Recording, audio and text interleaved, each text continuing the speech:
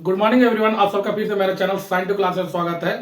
आज आप लोग के बीच में फिर से एक नई वीडियो लेकर आए जो मॉडल सेट के बाकी बचे हुए क्वेश्चन को डिस्कस करेंगे। अगर वीडियो अच्छा लगे तो वीडियो को लाइक कर देना और चैनल को सब्सक्राइब कर देना और वीडियो को शेयर कर देना। चलते हैं वीडियो की तरफ। चलते हैं क्वेश्चन की तरफ। क्वेश्चन नंबर 21 क्वेश्चन कर रहा है gravitational potential energy will be maximum at. पूछना ग्रेविटेशनल पोटेंशियल एनर्जी मैक्सिमम कहाँ पे होगा। ध्यान दें दोस्तों, ग्रेविटेशनल पोटेंशियल एनर्जी का जो इक्वेशन होता है U बराबर minus G M M by क्या होता है आर। दोस्तों यहाँ पे ध्यान दे, अगर r जो है डिस्टेंस है, अगर r का हम कुछ भी वैल्यू लेते हैं 1 2 3 तो ग्रेविटेशनल पोटेंशियल एनर्जी हमेशा क्या होगा, नेगेटिव होगा। अगर यही r का वैल्यू हम इन्फिनाइट ले लेते हैं, इन्फिनिटी में रखते हैं, तो जो ग्रेविटेशनल पोटेंशियल एनर्जी क्या हो जाएगा, ओवरऑल यहाँ पे बैठाएंगे G M M by infinity. तो जब भी इन्फिनिटी से डिवाइड करते हैं उसका आता है जीरो, और यही होता है मैक्सिमम ग्रेविटेशनल पोटेंशियल एनर्जी। क्योंकि आर का वैल्यू इन्फिनिटी के अलावा कुछ भी बैठाएंगे तो हमेशा नेगेटिव में आएगा, और नेगेटिव मिनिमम होता है। तो ध्यान दें दोस्तों, मैक्सिमम जो होगा जीरो हो जाएगा ग्रेविटेशनल पोटेंशियल एनर्जी। और कहाँ पे होगा, ये हो जाएगा इन्फिनिटी में। इसे 21 क्वेश्चन का जो ऑप्शन हो जाएगा सी इज द करेक्ट ऑप्शन। अब आते हैं क्वेश्चन नंबर 22 में। 22 क्वेश्चन कर रहा है the time period of an earth satellite in circular orbit is independent of. बोला कि अर्थ सैटेलाइट का जो टाइम पीरियड है किस पे डिपेंड नहीं करता है, इंडिपेंडेंट लिखा हुआ है, किस पे डिपेंड नहीं करता है। तो ध्यान दें दोस्तों, टाइम पीरियड ऑफ सैटेलाइट का जो फॉर्मूला आता है टी बराबर 2 pi root under R cube by क्या होता है जी एम। तो ध्यान दें यार, यहाँ होता है रेडियस ऑफ, जी होता है ग्रेविटेशनल कांस्टेंट, और एम होता है मास ऑफ अर्थ। तो यहाँ पे देखिए कौन सा ऑप्शन हो जाएगा जो डिपेंड नहीं करता है, मास ऑफ सैटेलाइट यहाँ पे लिखा हुआ है। रेडियस तो दिया हुआ है, यहाँ पे बोथ लिखा है mass and radius of the orbit, इसमें कोई भी नहीं। तो मास ऑफ सैटेलाइट पे डिपेंड टाइम पीरियड नहीं करेगा। यहाँ पे मास ऑफ अर्थ पे डिपेंड करेगा, लेकिन सैटेलाइट के मास पे डिपेंड नहीं करता है। इसे 22 का जो ऑप्शन नंबर हो जाएगा ए करेक्ट हो जाएगा। अब आते हैं क्वेश्चन नंबर 23 में। 23 क्वेश्चन कर रहा है the elastic energy stored per unit volume in a straight wire is. ध्यान दें दोस्तों, इलास्टिक एनर्जी जो होगा U बराबर होता है 1/2 गुना स्ट्रेस इंटू स्ट्रेन। और यहाँ पे ध्यान दें y इक्वल टू होता है स्ट्रेस बाय स्ट्रेन। तो क्या हम स्ट्रेन इक्वल टू, स्ट्रेन को यहाँ भेजेंगे, y को नीचे भेजेंगे, तो स्ट्रेन इक्वल टू क्या हो जाएगा, स्ट्रेस बाय क्या हो जाएगा y। और जहाँ पे स्ट्रेन है वहाँ पे लिखेंगे स्ट्रेस बाय y। तो u बराबर 1/2 स्ट्रेस इंटू स्ट्रेन के बदले क्या लिखेंगे, स्ट्रेस बाय y। तो यहाँ पे लिख दे रहे हैं स्ट्रेस बाय y। तो यहाँ पे ध्यान दे, स्ट्रेस है स्ट्रेस है, तो क्या हो जाएगा, स्ट्रेस का स्क्वायर हो जाएगा, और नीचे क्या हो जाएगा, y हो जाएगा, और 1/2। तो कौन सा ऑप्शन मैच कर रहा है, ऑप्शन नंबर मैच कर रहा है बी। इलास्टिक एनर्जी स्टोर हो जाएगा 1/2 स्ट्रेस का स्क्वायर बाय y। अब आते हैं क्वेश्चन नंबर 24 में। 24 क्वेश्चन कर रहा है द ब्रेकिंग स्ट्रेस फॉर ये wire of unit cross section area. तो बोला ब्रेकिंग स्ट्रेस फॉर ये wire of unit cross section कहलाता है टेंसाइल स्ट्रेंथ। इस क्वेश्चन का जो आंसर हो जाएगा ऑप्शन नंबर सी, ठीक है, टेंसाइल स्ट्रेंथ कहलाएगा। अब आता है क्वेश्चन नंबर 25 में। 25 कर रहा है द विस्कोसिटी ऑफ। ध्यान दें दोस्तों, विस्कोसिटी क्या होता है, ध्यान दें, जब भी टेम्परेचर बढ़ाएंगे तो विस्कोसिटी लिक्विड का क्या होगा, डिक्रीज होगा, और गैस का हमेशा क्या होगा, इंक्रीज होगा। टेम्परेचर बढ़ाने से विस्कोसिटी लिक्विड का डिक्रीज होगा और गैस का क्या होगा, इंक्रीज होगा। यहाँ पे ऑप्शन देखते हैं कौन सा ऑप्शन मैच कर रहा है। तो ऑप्शन मैच कर रहा है लिक्विड का विस्कोसिटी डिक्रीज करेगा टेम्परेचर को बढ़ाने से, तो ऑप्शन नंबर क्या हो जाएगा डी। तो viscosity of liquid decreases, temperature को क्या करना होगा, इंक्रीज। वही गैस में विस्कोसिटी क्या होगा, बढ़ेगा टेम्परेचर को बढ़ाने से, लिक्विड में घटेगा, तो वही है liquid decreases increase in temperature. अब आता है क्वेश्चन नंबर 26 में। 26 बोल रहा है water can rise up to the height h in a capillary tube if the tube is cut to half its size the water in the tube will not overflow नहीं होगा। इसलिए 26 number question का जो answer हो जाएगा option number कौन सा हो जाएगा, बी हो जाएगा। अब आता है क्वेश्चन नंबर 27 में। क्वेश्चन नंबर 27 कर रहा है a circular pillar of area of cross section 60 × 10⁻³ metre square supports weight of 60 kg। What is the pressure exerted on the pillar. अब ध्यान से दोस्तों, यहाँ पे एरिया का कितना दिया हुआ है, एरिया दिया हुआ है 60 × 10⁻³ मीटर स्क्वायर। यहाँ पे देखिए दोस्तों, वेट बोला हुआ है कितना, 60 kg, मतलब मास दिया हुआ है 60 kg, जिसको बोलते हैं वेट। हमें चाहिए प्रेशर, तो प्रेशर का फॉर्मूला क्या होता है, फोर्स बाय एरिया। प्रेशर का फॉर्मूला क्या होता है, फोर्स बाय एरिया। फोर्स का फॉर्मूला क्या होता है, मास इंटू एक्सेलरेशन। तो एक्सेलरेशन यहाँ पे क्या हो जाएगा, जी हो जाएगा। और यहाँ पे दोस्तों एरिया कितना दिया है 60, तो 60 × 10⁻³ एम कितना दिया है, मास 60, जी का वैल्यू सबको पता है 9.8, और यहाँ पे 60 दिया हुआ है 10⁻³ 60 60 कैंसल, ये ऊपर चले जाएगा तो 9.8 इंटू 10 का पावर -3। तो देखिए दोस्तों इसका आंसर आएगा 9.8 इंटू 10 टू पावर -3। तो ऑप्शन नंबर ए में मैच कर रहा है। तो 27 नंबर क्वेश्चन का जो आंसर हो जाएगा ऑप्शन नंबर ए। फॉर्मूला क्या होगा, प्रेशर बराबर फोर्स बाय एरिया। अब आते हैं क्वेश्चन नंबर 28 में। क्वेश्चन नंबर 28 कर रहा है when water is heated from 0 to 4 degree Celsius then the volume of water. आगे क्या दोस्तों, जब भी वाटर को हीटेड किया जाएगा 0 डिग्री सेल्सियस पे तो इसका वॉल्यूम पहले डिक्रीज होता है, क्योंकि डेंसिटी क्या होता है, इंक्रीज होता है। 0 डिग्री सेल्सियस से 4 डिग्री सेल्सियस में जब वाटर को हीट करेंगे तो याद रखें वाटर का जो डेंसिटी है इंक्रीज कर जाएगा, और डेंसिटी अगर इंक्रीज किया तो उसका वॉल्यूम क्या हो जाएगा, डिक्रीज कर जाएगा। इस रिलेशन से उसका वॉल्यूम क्या होगा, वाटर का डिक्रीज हो जाएगा। तो 28 का क्वेश्चन का क्या हो जाएगा, बी नंबर ऑप्शन हो जाएगा। अब आते हैं क्वेश्चन नंबर 29 में। 29 का रहा है ratio of coefficient of linear volume and area expansion is. पूछ रहा है कि linear volume and area expansion का क्या रेशियो होगा। तो ध्यान से दोस्तों, लीनियर को अल्फा से डिनोट करते हैं, वॉल्यूम को गामा से डिनोट करते हैं, और एरिया को बीटा से डिनोट करते हैं। एक्चुअली क्वेश्चन था लीनियर एरिया और वॉल्यूम होना चाहिए था, लेकिन जेक बोर्ड थोड़ा चालाकी किया है कि वॉल्यूम को पहले लिख दिया है, तो लीनियर वॉल्यूम एरिया को पूछा है। तो याद दें वॉल्यूम का जो एक्सपेंशन होता है ये होता है 3 अल्फा, और एरिया का एक्सपेंशन होता है वो क्या होता है 2 अल्फा। अल्फा गामा और बीटा का जब रेशियो निकाला जाएगा तो रेशियो आएगा 1, यहाँ से 3 और यहाँ से कितना आएगा 2। तो 1 ratio 3 ratio 2 ratio. Linear volume area expansion का जो रेशियो आएगा 1 रेशियो 3 रेशियो 2 रेशियो। तो 29 क्वेश्चन का जो आंसर हो जाएगा ऑप्शन नंबर ए हो जाएगा करेक्ट। अब आते हैं क्वेश्चन नंबर 29 में। क्या लिखा हुआ है दोस्तों, यहाँ पे ध्यान दें, ratio of coefficient of linear volume और एरिया एक्सपेंशन। क्वेश्चन ध्यान दोस्तों, लिखा रहता है लीनियर एरिया और वॉल्यूम, लेकिन यहाँ पे देखो थोड़ा सा चालाकी किया है कि लीनियर वॉल्यूम और एरिया का रेशियो पूछ रहा है, एक्सपेंशन का रेशियो पूछ रहा है। तो यहाँ देखते हैं लीनियर को अल्फा लिखते हैं, वॉल्यूम को गामा से डिनोट करते हैं, और एरिया को लिखा जाता है बीटा से। तो ध्यान दें दोस्तों, गामा बराबर जो होगा यहाँ पे 3 अल्फा होता है, और बीटा बराबर जो होगा एरिया वाला 2 अल्फा होता है। तो जब अल्फा, यहाँ पे पहले होता था अल्फा बीटा गामा, लेकिन यहाँ पे वॉल्यूम को पहले लिखा है। क्वेश्चन नंबर 29 का जो आंसर हो जाएगा ये 1 रेशियो 3 रेशियो 2। क्वेश्चन नंबर 30 कहता है zeroth law of thermodynamics leads to.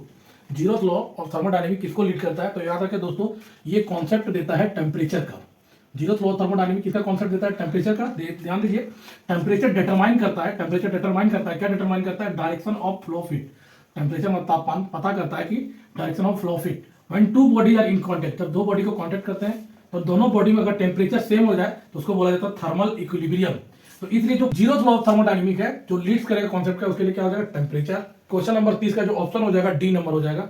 अब आता है क्वेश्चन नंबर 31 पे। 31 बोल रहा है which of the following option is describe mayor formula. Mayor formula को कौन सा इक्वेशन डिराइव करता है। ध्यान दें, मेयर फॉर्मूला का जो इक्वेशन आता है Cp minus Cv equal to क्या होता है R। तो यहाँ पे देखते हैं कौन सा ऑप्शन मैच करता है, तो ऑप्शन नंबर डी मैच कर रहा है। तो क्वेश्चन 31 का जो आंसर हो जाएगा option number D. Question number 32 का रहा है first law of thermodynamic is given by. तो इसका जो फर्स्ट क्वेश्चन बनता है कि थर्मोडायनेमिक का फर्स्ट लॉ कौन दिया था, तो थर्मोडायनेमिक का फर्स्ट लॉ रुडोल्फ क्लॉसियस दिया हुआ था। रुडोल्फ क्लॉसियस के अकॉर्डिंग चेंज इन जो इंटरनल एनर्जी होता है ना ड्यू, वो किसके बराबर होता है, dq माइनस pdv के बराबर होता है। तो dq बराबर लिखना चाहेंगे तो इसको इधर भेजना पड़ेगा, तो dq बराबर क्या हो जाएगा du प्लस, इसको इधर भेजेंगे तो क्या हो जाएगा pdv। तो dq इक्वल टू कितना हो जाएगा du प्लस pdv। कौन सा इक्वेशन मैच कर रहा है, तो ऑप्शन नंबर ए मैच कर रहा है। तो 32 क्वेश्चन नंबर का जो आंसर हो जाएगा ऑप्शन हो जाएगा ए नंबर ऑप्शन हो जाएगा। अब आते हैं क्वेश्चन नंबर 33 में। क्वेश्चन नंबर 33 का है average kinetic energy of molecules is. पूछ रहा है कि मॉलिक्यूल्स का जो एवरेज काइनेटिक एनर्जी क्या होता है। तो मॉलिक्यूल्स का जो एवरेज काइनेटिक एनर्जी होता है वो डायरेक्टली प्रोपोर्शनल हो जाएगा किसका, एब्सोल्यूट टेम्परेचर का, directly proportional to absolute temperature. Question number 33 का जो ऑप्शन हो जाएगा बी नंबर करेक्ट हो जाएगा। अब आता है क्वेश्चन नंबर 34 में। 34 बोल रहा है a gas behaves as an ideal gas. बोल रहा है कि एक गैस कब आइडियल होगा, तो हमेशा याद रखें दोस्तों एक गैस तभी आइडियल की तरह बिहेवियर करेगा जब उसका प्रेशर कम हो और टेम्परेचर क्या हो, ज्यादा हो। प्रेशर क्या होना चाहिए, लो होना चाहिए, प्रेशर क्या होना चाहिए, लो, और टेम्परेचर क्या होना चाहिए, हाई। जब प्रेशर लो और टेम्परेचर हाई होगा तो उस समय जो गैस काम करेगा कैसा काम करेगा, आइडियल गैस की तरह। तो ऑप्शन नंबर बी हो जाएगा, low pressure and high temperature पे गैस कैसा काम करेगा, आइडियल गैस की तरह। ठीक है, क्वेश्चन भी आई है। अब आता है क्वेश्चन नंबर 35 में। Which of the following function represent a simple harmonic oscillation. इनमें से कौन सा फंक्शन सिंपल हार्मोनिक ऑसिलेशन को रिप्रेजेंट करता है। ध्यान दें, सिंपल हार्मोनिक मोशन का जो इक्वेशन होता है दोस्तों d square x by d t square equal to minus omega square x. ये क्वेश्चन भी पूछा जाता है सिंपल हार्मोनिक मोशन का इक्वेशन क्या होता है, और d square x by d t square equal to omega square x minus में। अब ध्यान दें, इसको जो रिप्रेजेंट करेगा वही सिंपल हार्मोनिक ऑसिलेशन होगा। रिपीट करते हैं, ध्यान दीजिए। लेट एक्स इक्वल टू, मान लेते हैं ऑप्शन नंबर टी को, साइन ओमेगा टी माइनस क्या हो जाएगा, कॉस ओमेगा टी। अब यहाँ पे डिफरेंशिएशन करेंगे तो टी के रिस्पेक्ट में dx बाई क्या होगा, dt हो जाएगा। साइन का डिफरेंशिएशन सबको पता है, cos ओमेगा टी होता है, तो यहाँ पे cos ओमेगा टी लिख दिया, ओमेगा एक्स्ट्रा है तो ओमेगा ये कर दिए। फिर माइनस cos का डिफरेंशिएशन क्या होता है, साइन होता है माइनस में, तो माइनस माइनस प्लस बन गया, ओमेगा बाहर और इधर हो जाएगा साइन ओमेगा टी। ठीक है, अब यहाँ से ओमेगा का कॉमन होता है तो dx by dt equal to क्या हो जाएगा, ओमेगा कॉमन, तो ये हो जाएगा cos ओमेगा टी प्लस क्या हो जाएगा, साइन ओमेगा टी। अब दोबारा इसका डिफरेंशिएशन करेंगे तो क्या हो जाएगा, डी स्क्वायर एक्स बाई क्या हो जाएगा, डी टी का स्क्वायर। अब दोबारा डिफरेंशिएशन करेंगे, ओमेगा तो बाहर है, कोस ओमेगा टी का क्या होता है, माइनस साइन ओमेगा टी, और यहाँ पे ध्यान से साइन ओमेगा टी का क्या हो जाएगा, प्लस कॉस ओमेगा टी, और ये ओमेगा एक्स्ट्रा है तो ओमेगा, और इसमें भी क्या हो जाएगा, ओमेगा एक्स्ट्रा आएगा तो ओमेगा। दोनों से ओमेगा कॉमन ले लेते हैं, यहाँ से माइनस कॉमन ले लेते हैं, ओमेगा कॉमन लेते हैं, तो D square x by D T का स्क्वायर। यहाँ देखिए ओमेगा है, माइनस बाहर कर ले रहे, माइनस बाहर हुआ तो यहाँ ओमेगा, और ओमेगा ओमेगा और बाहर हो गया तो ओमेगा स्क्वायर। यहाँ से माइनस बाहर लिए तो यह क्या बचेगा, प्लस, यह बचेगा साइन ओमेगा टी, और यहाँ से प्लस से माइनस को बाहर निकाले तो क्या बचेगा, यहाँ पे माइनस, और यहाँ हो जाएगा कॉस ओमेगा टी। ये क्या रिप्रेजेंट कर रहा है दोस्तों, d square x by D T का स्क्वायर माइनस ओमेगा स्क्वायर। ये क्या है, यहाँ पे हम मान चुके हैं, एक्स मान चुके हैं, तो इसके बदले एक्स बैठाएंगे, और ये होता है सिंपल हार्मोनिक मोशन का इक्वेशन। तो ऑप्शन नंबर 35 का जो हो जाएगा, ऑप्शन नंबर हो जाएगा डी, करेक्ट आंसर। अब आता है क्वेश्चन नंबर 36 में। क्वेश्चन नंबर 36 कह रहा है, a child swing on your wing in sitting position stand up, then the time period of the swing will. बोल रहा है एक झूला है, एक लड़की उस पर झूला बैठ के झूल रही थी। अब क्या होगा, झूला में खड़ी हो गई, खड़े होने के बाद उसका पूछा टाइम पीरियड क्या होगा, घटेगा कि बढ़ेगा। अब ध्यान दें दोस्तों, जो टाइम पीरियड होता है सिंपल पेंडुलम का, तो होता है 2 pi by root under L by G. ठीक है, अब ध्यान दें दोस्तों, यहाँ पे ये झूला मान लेते हैं सपोज। अब यहाँ पे लड़की बैठी हुई है, इसका लेंथ दिया हुआ है एल। अब यहाँ ध्यान दें, सेकंड वाला पोजीशन में बोल रहा है कि लड़की क्या हो गई, स्टैंड अप हो गई। तो लड़की जब स्टैंड अप हो जाएगी तो ये लेंथ क्या होगा, बैठी हुई है तो एल है, तो अगर स्टैंड अप होगी तो इसका लेंथ क्या होगा, डिक्रीज कर जाएगा। अब ध्यान दें दोस्तों, 2 पाई और जी तेरा कांस्टेंट है, तो टाइम पीरियड किस पे डिपेंड करेगा, लेंथ पे। अब लेंथ जब डिक्रीज होगा, टाइम पीरियड डिपेंड किस पे करेगा दोस्तों, रूट अंडर एल पे। अब ध्यान दे, अगर एल यहाँ पे जब स्टैंड अप होगी तो लेंथ क्या होगा, डिक्रीज होगा। अगर लेंथ तेरा डिक्रीज हो रहा है तो टाइम पीरियड क्या हो जाएगा, ऑटोमेटिक डिक्रीज हो जाएगा। तो यहाँ पे ऑप्शन नंबर क्या हो जाएगा, बी हो जाएगा कि टाइम पीरियड डिक्रीज हो जाएगा। 36 क्वेश्चन का जो आंसर हो जाएगा option number B, time period decrease होगा। क्वेश्चन वेरी वेरी इंपॉर्टेंट है कि एक झूला में खड़ी होगी लड़की तो टाइम पीरियड ऑटोमेटिक क्या होगा, डिक्रीज हो जाएगा because of length. Question number 37 का रहा है, a long spring is stretched by 2 kilometre, its potential energy भी, if the spring stretched by 10 kilometre the potential energy stored. बोल रहा है कि एक लॉन्ग स्प्रिंग को स्ट्रेच किए हैं कितना, 2 किलोमीटर तक, तो जब स्ट्रेच किए 2 किलोमीटर तो उसका पोटेंशियल एनर्जी जो स्टोर हुआ है बी। अब बोल रहा है कि यही स्प्रिंग को 10 किलोमीटर तक स्ट्रेच करेंगे तो पोटेंशियल एनर्जी कितना स्टोर होगा, ये पूछ रहा है। तो ध्यान दें दोस्तों, जो फॉर्मूला होता है पोटेंशियल एनर्जी स्टोर का, v बराबर होता है हाफ के एक्स का स्क्वायर। v रिप्रेजेंट कर रहा है पोटेंशियल एनर्जी और x रिप्रेजेंट कर रहा है कि कितना स्ट्रेच किया हुआ है। अब ध्यान दें दोस्तों, जब 10 किलोमीटर स्ट्रेच करता मान लेते इसका पोटेंशियल एनर्जी v1 स्टोर हुआ है, और यहाँ पे जो फॉर्मूला का हाफ कि जब v था तो x लिखे, v1 है तो क्या लिखेंगे, x1 का स्क्वायर, डिवाइड कर लेंगे तो v बाई क्या आ जाएगा, v1 आ जाएगा, और यहाँ पे हाफ के एक्स स्क्वायर और क्या आ जाएगा, हाफ के x1 का स्क्वायर। हाफ के कैंसिल हो जाएगा, तो यहाँ पे v by v1 equal to कितना आ जाएगा, x बाय x1 का क्या हो जाएगा, होल स्क्वायर हो जाएगा। v बाई v1, x का वैल्यू कितना दिया हुआ है 2 किलोमीटर, और x1 का वैल्यू कितना दिया हुआ है 10 किलोमीटर। इसका स्क्वायर करेंगे तो किलोमीटर कैंसिल, 2 बचे 10, 5 का स्क्वायर कितना हो जाएगा 25। v by v1 equal to 1/25, तो v1 इक्वल टू कितना निकल जाएगा दोस्तों, v1 को यहाँ भेजेंगे, 25 को यहाँ भेजेंगे, तो v1 इक्वल टू निकल जाएगा 25 v। तो जो एनर्जी स्टोर होगा 10 किलोमीटर को खींचने के बाद 25 v, तो ऑप्शन कितना हो जाएगा 37 का डी नंबर 25 v। ये हुआ लॉन्ग कट। अब आता है इसका शॉर्टकट। शॉर्टकट क्या है दोस्तों, कुछ नहीं है, पर ध्यान दे जितना स्ट्रेच किया गया है 10 है, 10 को जितना दिया हुआ था पहले से 2 से डिवाइड कर देना है, और इसका क्या करना है, स्क्वायर कर देना है। तो 2 कितना हो जाएगा, 5 का स्क्वायर कितना, 5 बचेगा, 5 का स्क्वायर कितना होता है 25, और जो पहले एनर्जी स्टोर कर रहा था उसको लिख देना है 25 v। तो ये होता है इसका शॉर्टकट, तो 25 v एनर्जी स्टोर हो जाएगा। ऑप्शन नंबर 37 क्वेश्चन का ऑप्शन नंबर डी हो जाएगा। 38 नंबर क्वेश्चन बोल रहा है, the phenomenon of sound propagation in air is. बोल रहा है कि साउंड का प्रोपागेशन हो रहा है एयर में, तो उस फेनोमेनन को क्या बोलते हैं, तो उस फेनोमेनन को बोला जाता है adiabatic process. The phenomenon of sound propagation in air is क्या कहलाएगा, एडियाबैटिक प्रोसेस कहलाएगा। तो 38 क्वेश्चन का जो आंसर होगा ऑप्शन बी, एडियाबैटिक प्रोसेस। आता है क्वेश्चन नंबर 39 में, in a stage string the frequency of first harmonic, second harmonic and third harmonic are in ratio of. बोल रहा है first harmonic, second harmonic, third harmonic का ratio पूछ रहा है। ध्यान दे दोस्तों, मान लेते हैं स्ट्रिंग का लेंथ L है, वेवलेंथ कितना दिया लैम्डा, तो फर्स्ट हार्मोनिक का जो लेंथ आएगा L बराबर लैम्डा बाय 2, तो लैम्डा बराबर कितना होगा 2L हो जाएगा। फ्रीक्वेंसी क्या होता है V बाय लैम्डा, तो V बाय कितना आ जाएगा 2L आ जाएगा। ये हुआ फर्स्ट हार्मोनिक का। सेम इसे रिपीट करेंगे सेकंड हार्मोनिक के लिए, तो L बराबर जब फर्स्ट हार्मोनिक के लिए लेंथ कितना दिया लैम्डा बाय 2, तो सेकंड हार्मोनिक के लिए कितना होगा फर्स्ट हार्मोनिक के लिए लैम्डा बाय 2, सेकंड को 2 से मल्टीप्लाई कर दिए, 2 से सेकंड हो गया, तो कितना आ जाएगा 2 कैंसिल होता है लैम्डा आ जाएगा। फ्रीक्वेंसी 2 कितना आ जाएगा V बाय लैम्डा, और लैम्डा का वैल्यू कितना दिया L, तो L बटा दिए, फ्रीक्वेंसी 2 का वैल्यू आया V बाय लैम्डा। ऐसे ही थर्ड हार्मोनिक के लिए आते हैं, फर्स्ट के लिए 1 से गुणा किया, सेकंड के लिए 2 से गुणा किया, थर्ड के लिए किससे गुणा करेंगे 3 से, तो लैम्डा बराबर कितना निकल के आएगा देखो L बराबर 3 × लैम्डा बाय 2, तो लैम्डा बराबर 2 को यहाँ भेजेंगे तो 2L बाय कितना 3 आ जाएगा। तो फ्रीक्वेंसी क्या हो जाएगा V बाय लैम्डा, लैम्डा का वैल्यू यहाँ बता देंगे तो 3V बाय क्या वो 2L।